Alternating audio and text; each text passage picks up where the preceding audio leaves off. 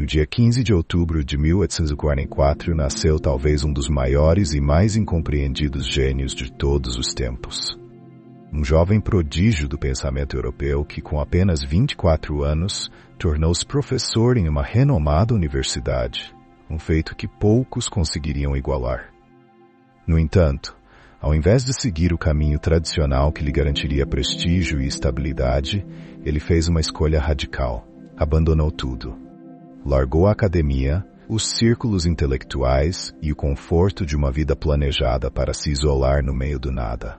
Buscava paz e silêncio para refletir, e desse retiro surgiram algumas das mais ousadas e mal compreendidas ideias filosóficas da história. Suas ideias não apenas questionaram o que até então era considerado certo, mas desmantelaram a base sobre a qual a sociedade ocidental construíra seus valores. Ele revelou, sem rodeios, a verdadeira e muitas vezes sombria essência da motivação humana.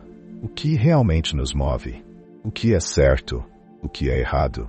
São perguntas que ele ousou enfrentar de maneira brutal e sem concessões. No entanto, o peso de sua genialidade acabou consumindo. Nietzsche não apenas revolucionou o pensamento filosófico, mas também pagou um alto preço por isso. O colapso que sofreu mais tarde pode ter sido a consequência direta da imensa carga intelectual e emocional que carregou sozinho. Ele viu além dos véus e máscaras que encobrem a natureza humana, a sociedade e até mesmo o universo, e essa visão o destruiu. Hoje, mergulharemos na vida e na filosofia de Friedrich Nietzsche, o homem que declarou: "Deus está morto e nós o matamos." Uma frase que ressoa até hoje como um dos pensamentos mais provocativos da filosofia moderna. A história de Nietzsche se torna ainda mais intrigante quando descobrimos que ele era filho e neto de pastores luteranos. Cresceu em um ambiente profundamente religioso, mas, ao longo de sua vida, desenvolveu uma visão completamente oposta ao cristianismo. Esse espírito de rebeldia marcou sua trajetória. Ele criticava não apenas a religião, mas toda a cultura e a filosofia de sua época. Apesar de ser um gênio, suas ideias eram tão desafiadoras que seus livros praticamente não vendiam. Além disso, ele tinha extrema dificuldade em se relacionar com outras pessoas, o que agravava ainda mais seu isolamento. Mas mesmo enfrentando rejeição e solidão, Nietzsche produziu conceitos que influenciaram gerações. Ele defendia que a vida não deveria ser avaliada por um ideal ou por algo perfeito e inalcançável, mas sim por ela mesma.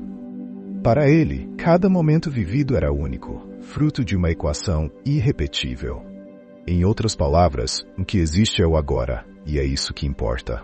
Ele alertava para o perigo de idealizarmos uma vida perfeita em nossa mente, pois no mundo real as variáveis são infinitas e incontroláveis. Ao tentar medir a vida por um ideal, acabamos criando uma prisão mental, incapazes de aceitar e viver plenamente o presente.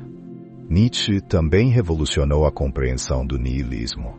Em vez de enxergá-lo como uma simples negação de valores e significados, ele percebeu que muitas filosofias reduziam as nossas emoções e experiências concretas em favor de ideais impostos pela sociedade. Ele criticava qualquer pensamento que nos afastasse do que sentimos e chamava de ídolos essas construções mentais absolutas. Para entender melhor essa ideia, podemos compará-lo a Platão, o criador do mito da caverna. Enquanto Platão nos pede para sair da caverna e abandonar nossos instintos em favor da razão pura, Nietzsche sugere o contrário. Devemos reconhecer e aceitar as vontades que existem dentro de nós, pois são elas que realmente nos fazem viver. Ele amava a vida, com todos os seus defeitos e ilusões. Durante séculos, fomos ensinados a valorizar apenas o ideal, a colocar nossos desejos em segundo plano em nome de algo superior. Nietzsche, por outro lado, argumentava que essa negação da vida é o verdadeiro niilismo. O verdadeiro niilista, segundo ele, não é aquele que vive de forma desordenada e sem direção, mas aquele que renuncia à sua própria existência em nome de um princípio idealizado. Quando vivemos de acordo com regras que nos afastam do que realmente somos, negamos a nós mesmos, e é aí que nasce o sofrimento.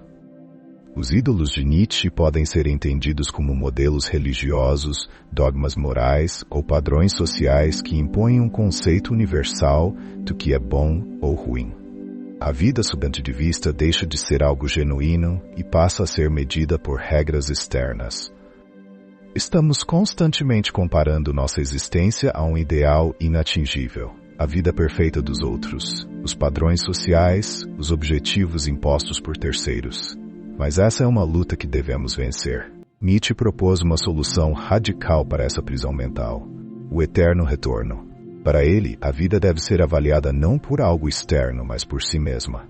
E a melhor forma de medir isso é se perguntar: você viveria essa mesma vida repetidamente por toda a eternidade? Se a resposta for não, então há algo errado. A vida é boa quando não queremos que o tempo passe rápido, quando não estamos sempre ansiando pelo futuro ou presos ao passado, mas sim vivendo o presente intensamente. É impossível eliminar todas as dificuldades, mas ao seguir nossas vontades autênticas, podemos minimizar a ocorrência de momentos negativos. Outro conceito fundamental da filosofia de Nietzsche é o amor fati, o amor ao destino. Ele não pregava simplesmente aceitar as circunstâncias, mas sim amá-las ativamente. Isso significa abraçar a vida como ela é, com todas as suas imperfeições, em vez de lamentar o que poderia ter sido. Ele nos convida a aceitar a realidade sem ilusões, pois o mundo não é como gostaríamos, mas sim como ele realmente é. Há uma passagem muito interessante que, embora não tenha sido escrita exatamente assim por Nietzsche, reflete bem sua visão de mundo. No livro Quando Nietzsche Chorou, encontramos o seguinte pensamento: e se um demônio lhe dissesse que esta vida, tal como você a vive agora, terá de ser vivida de novo, infinitas vezes, sem qualquer alteração, cada dor, cada alegria, cada momento retornaria eternamente? Você aceitaria esse destino ou se desesperaria?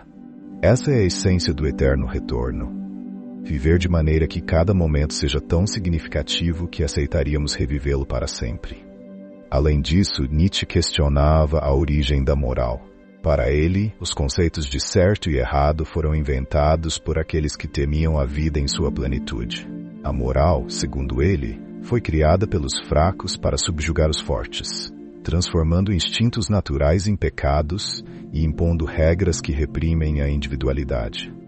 Ele acreditava que existiam dois tipos de pessoas no mundo: aquelas que seguem todas as regras em busca de um ideal e aquelas que desafiam essas regras para afirmar sua individualidade. Infelizmente, apesar de seu brilhantismo, Nietzsche teve um fim trágico. Em 1889, aos 44 anos, sofreu um colapso mental na Itália. Disse que, ao ver um cavalo sendo chicoteado, correu para abraçá-lo, gritando: "Eu entendo você, eu entendo você." A partir desse momento, sua saúde mental deteriorou-se rapidamente. Passou os últimos 11 anos de vida em um estado debilitado, incapaz de se comunicar ou escrever. Embora as causas exatas de sua doença sejam desconhecidas, é provável que o intenso esforço intelectual, o isolamento e os conflitos internos tenham contribuído para seu colapso. Nietzsche foi um gênio que ousou desafiar tudo e todos. Pagou um preço alto por sua ousadia, mas suas ideias permanecem vivas, influenciando gerações. Ele nos lembrou que a vida deve ser vivida plenamente, sem prisões mentais, sem dogmas impostos, sem medo de ser quem realmente somos. E essa talvez seja sua maior lição.